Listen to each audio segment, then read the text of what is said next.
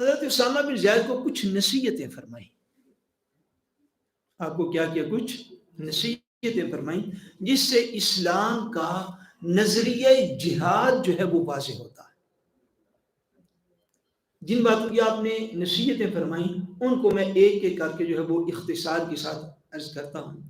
حضرت ابوبکر صدیق رضی اللہ تعالیٰ عنہ نے سب سے پہلی بات جو فرمائی وہ یہ تھی، فرمایا کہ آپ جا رہے ہیں، مسلمانوں کا کم و بیش 700 افراد کا لشکر آپ کی کمانڈ میں ہے، آپ کی زیر قیادت ہے. تو آپ لوگ جب جانا اے لشکر اسلام تو سفر کے اندر خیانت نہ کرنا،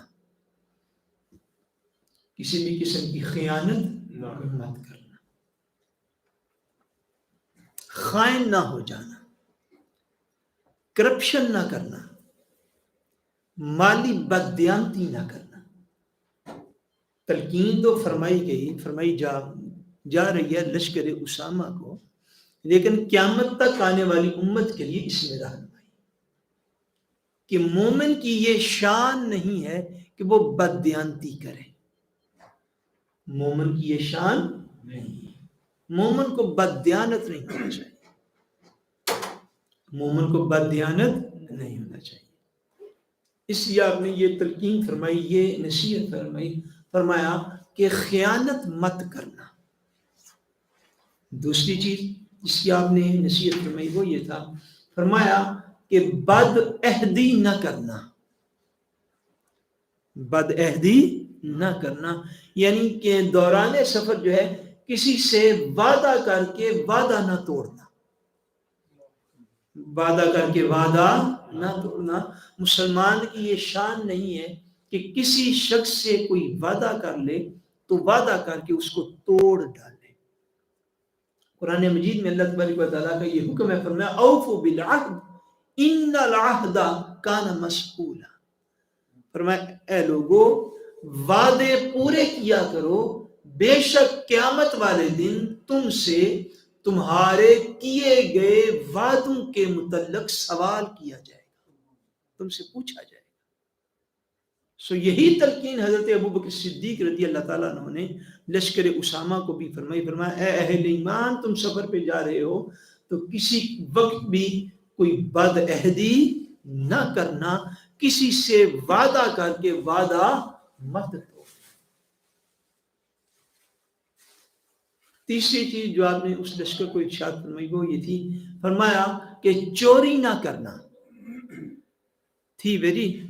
فرمایا کہ اے اہل ایمان، جب سفر پہ نکلو گے کئی بستیوں سے گزرو گے، کئی علاقوں سے گزرو گے، کئی محلوں سے گزرو گے، کئی قافلے تمہیں رستے کے اندر مل جائیں گے. آپس میں تم 700 افراد ہو، کسی کے پاس کوئی قیمتی چیز ہوگی، کسی کے پاس کوئی سستی چیز ہوگی، کسی کی تلوار مہنگی ہوگی، کسی کی تلوار سستی ہوگی، کسی کے پاس جوتا مہنگا ہوگا، کسی کے پاس سستا ہوگا، کسی کی سواری مہنگی ہوگی، کسی کی سستی ہوگی، آپس میں یا اور کسی کے ساتھ. فرمایا یہ جرم جو ہے وہ بھی دوران سفر مت کرنا. کون سا؟ کہ کبھی بھی چوری نہ کرنا. مسلمان جو ہے وہ کبھی بھی کسی کا مال چرانے والا ہوتا نہیں ہے. یہ مسلمان کی شان نہیں ہے، مسلمان کا یہ مقام نہیں ہے کہ وہ کسی کے مال کو چوری کر لے، چاہے تھوڑا ہو یا زیادہ. ایک اور تلقین جو آپ نے لشکر اسامہ کو فرمائی وہ یہ تھی، فرمایا کہ جب جہاد ہوگا، صاف ظاہر ہے تو جہاد میں دشمن جو ہے وہ تمہاری تلواروں سے کٹیں گے بھی، تم میں سے بھی لوگ شہید ہوں گے. فرمایا کہ کبھی بھی جو مقتول ہوں، جو دشمن کے مقتول ہوں، دشمن کے وہ افراد جن کو تم قتل کر ڈالو، فرمایا کہ مقتولوں کے اعضاء نہ کاٹنا، مقتولوں کے جسم کے اعضاء جو ہیں وہ نہ کاٹنا، کھرپ دیلر جو ہیں وہ نہ قطع کرنا، وہ نہ کاٹنا. اس کو اردو میں ہم ایک لفظ بولتے ہیں مسلح کرنا. کیا کہتے ہیں اردو میں؟ مسلح کرنا. میم سا لام اور ہا کے ساتھ لکھتے ہیں مسلح کرنا. اسلام میں مسلح کرنا جو ہے یہ منع ہے. مسلح کرنا جو ہے یہ منع ہے کہ جو لوگ مارے گئے سو مارے گئے، مگر اپنا انتقام لینے کی خاطر اور اپنا غصہ دکھانے کی خاطر دشمن کے مقتول جو ہیں ان کی لاشوں کے اعضاء کو کاٹنے کی اجازت نہیں. وہ مر جو گئی اتنا تھوڑا، پھر ان کی لاشوں کو جو کسی کے کان اتارنے، کسی کی بازو اتار دینے، کسی کی آنکھیں نکال دینی. فرمایا یہ کام کبھی نہ کرنا کہ مقتول جو ہیں ان کے جسمانی اعضاء جو ہیں ان کو کاٹنے کی بھی اجازت نہیں. اگلی تلقین جو آپ نے فرمائی وہ یہ تھی، فرمایا کہ بچوں کو، بوڑھوں کو اور عورتوں کو قتل مت کرنا. کن کن کو قتل نہیں کرنا؟ بچوں کو اور بوڑھے افراد کو اور عورتوں کو. یہ امیر المومنین کی وہ نصیحتیں ہیں جو تاریخ کے اوراق پر قیامت تک کے لیے موجود ہیں.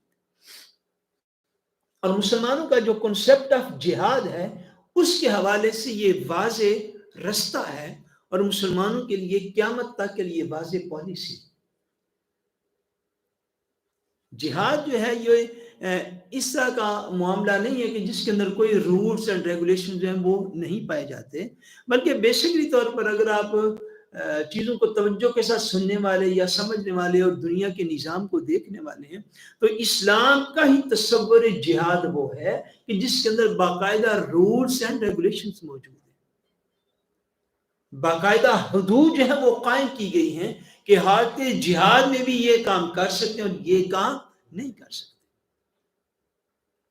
یہ ایک تاریخ ہے اور اس چیز کو ہمیشہ ذہن میں رکھیے، ذہن نشین رکھیے کہ اس دور میں، جس دور کے اندر میں اور آپ زندہ ہیں، میں سمجھتا ہوں کہ وہ کیا ہماری تو آواز اتنی توانا آواز نہیں، اتنی طاقتور آواز نہیں ہے، لیکن جو مقتدر حلقے ہوتے ہیں کسی بھی ملک کے یا دنیا کے، ان کو اس بات کو سمجھنا چاہیے ہر چیز کے رولز اینڈ ریگولیشنز ہوتے ہیں. یہ جو نا اندھی جنگ، کون سی جنگ؟ اندھی جنگ جس کا کوئی رول نہیں، کوئی ریگولیشنز نہیں ہے، یہ جنگیں اس صدی کے اندر آگے ہوئی. پہلے بھی ہوتی ہوں گی لیکن خاص طور پر جو جنگ عظیم ورلڈ وار 1 ہوئی ہے، ورلڈ وار 2 ہوئی ہے، یا اس کے بعد میں سمجھتا ہوں جب ہم نے ہوش سوال، ہم تاریخ کو پڑھتے نہیں کتابوں سے، ہم تاریخ کو جو ہم نے آنکھوں سے دیکھی اس روئے زمین کے اوپر، وہ یہ ہے کہ اب جو جنگیں ہوتی ہیں ان میں کوئی رول، کوئی باقاعدہ رولز اینڈ ریگولیشنز، ان کا کنسپٹ ہی کوئی نہیں ہے کہ ایک پورے کے پورے شہر کے اوپر بم گرا دو.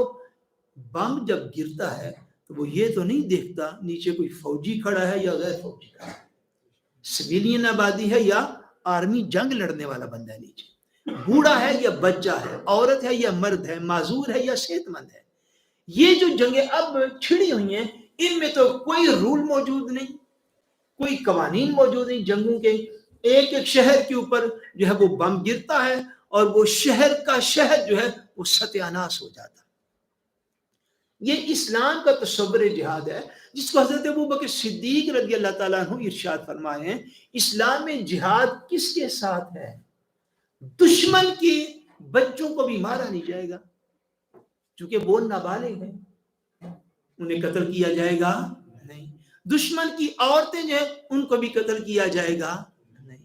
اور دشمنوں کے جو بوڑھے افراد ہیں جو اب جنگ کرنے کے عملی طور پر قابل ہی نہیں ہیں ان کو بھی قتل کیا جائے گا کیونکہ وہ بوڑھے ہو چکے. تلوار کس کے خلاف اٹھائی جائے گی؟ جو میدان جنگ میں اسلام کے خلاف کھڑا ہوگا. اب جو گھر سے چل کے میدان جنگ میں آ گیا اس کے لیے کوئی رعایت موجود نہیں ہے. مگر اسلام میں ایسا کبھی بھی نہیں ہوا کہ خلفائے راشدین کے دور میں جو اسلام کا بطور ماڈل دور پیش کیا جا سکتا ہے، اور بالخصوص پہلے 2 خلفاء اور حضرت سیدنا عثمان غنی رضی اللہ تعالیٰ عنہ کی خلافت کا پہلا حصہ، کہ جب یہ امت فتنوں سے محفوظ تھی، اس سارے کے سارے دور کے اندر کبھی بھی ایسا نہیں ہوا کہ کوئی ایسی جنگ ہوئی ہو جس کے اندر جا کے سویلین آبادی کو بھی قتل کیا گیا. بولو سبحان اللہ جی، تو گالی سمجھ آئیے. یہ اسلام کی بات ہے، یہ اسلام کا طریقہ کار ہے کہ تلوار کس کے خلاف اٹھی؟ جو لوگ میدان جنگ میں لڑنے کے لیے آگے. سویلین آبادی، سول آبادی، اس کو تو کبھی بھی کچھ نہیں کہا جاتا تھا. اسلام کی ابتدائی تاریخ اب جنگیں ایسی ہیں کہ ایک ایک شہر کے اوپر ایک ایک میزائل گرا دو، نہ عورت کی تمیز ہے، نہ بچے کی تمیز ہے، نہ بوڑھے کی تمیز ہے۔ اس سے آگے سنیے حضرت ابوبکر صدیق نے کیا ارشاد فرمایا، میں 2 منٹ کے اندر ختم کر دیتا ہوں۔ آپ نے فرمایا، اور آپ کو اسلام کے تصور جہاد کا اندازہ ہوگا، آپ نے فرمایا اے اسامہ آپ لشکر لے کر جا رہے ہیں، اے اہل اسلام اس اپنے جہاد کے سفر میں کھجور کے درخت کو بھی نہ کاٹنا، کھجور کے درخت کو بھی نہ کاٹنا، بے شک وہ دشمن کی علاقے میں۔ فرمایا نہ کھجور کے درخت کو جلانا، اور اس کے ساتھ ساتھ فرمایا کوئی بھی پھل دینے والا پھلدار جتنے بھی درخت ہیں، فرمایا پھلدار درخت کو مت کاٹنا، پھلدار درخت کو مت کاٹنا، اس سے دشمن بھی کھائے گا، آپ بھی کھائیں گے، جانور بھی اس علاقے کے کھائیں گے، پرندوں کا رزق اس کے ساتھ وابستہ ہے، جانوروں کا رزق اس کے ساتھ وابستہ ہے۔ جو نصیحتیں آپ نے فرمائی ان میں سے یہ بھی نصیحت تھی، فرمایا کھجور کا درخت نہ کاٹنا، نہ جلانا، اور نہ ہی میں یہ اجازت دیتا ہوں کہ کوئی بھی پھل والا درخت اس کے اوپر پھل لگا ہوا ہو تو پھلدار درخت کو بھی کاٹنے کی اجازت نہیں۔ یہ اسلام کا تصور ہے۔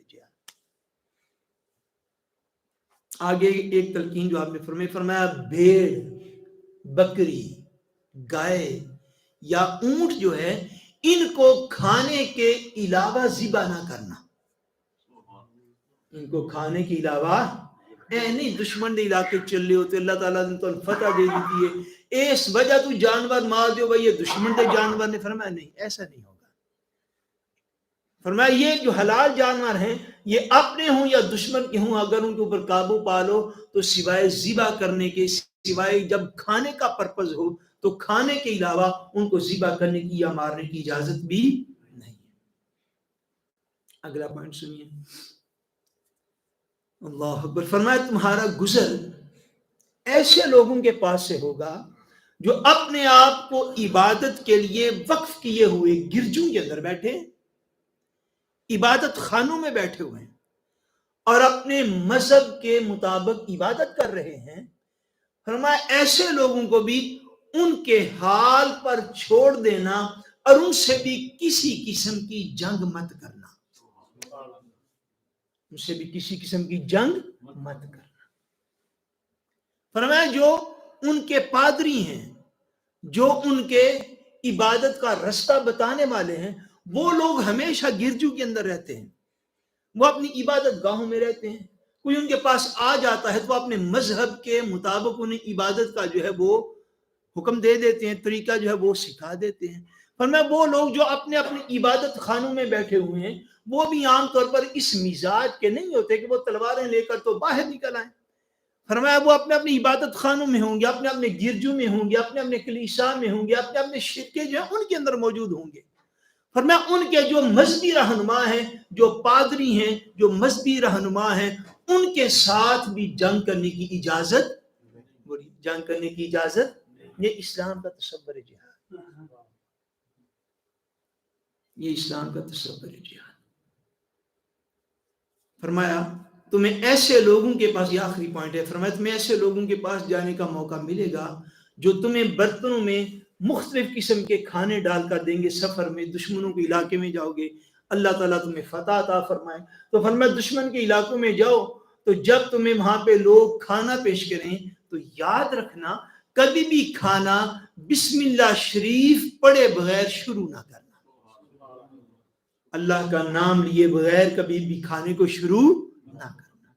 یعنی ان کی ذاتی تربیت کے لیے جس مقصد کی خاطر انہیں حضور علیہ السلام نے بھیجا تھا اور آپ نے اس لشکر کو آگے جو تھا وہ کنٹینیو کیا، جس مقصد کے لیے جا رہے تھے ان کی اجتماعی تربیت کے لیے، پھر اسلام کا جو تصور جہاد ہے اس کی وضاحت کے لیے یہ حضرت ابوبکر صدیق رضی اللہ تعالیٰ عنہ کا وہ خطبہ ہے یا وہ باتیں ہیں، وہ ارشادات ہیں جو آپ نے سب سے پہلا اسلامی لشکر جو آپ کی خلافت راشدہ میں گیا مدینہ منورہ سے، حضرت اسامہ بن زید رضی اللہ تعالیٰ عنہ کی قیادت میں، اس لشکر کو آپ نے یہ نصیحتیں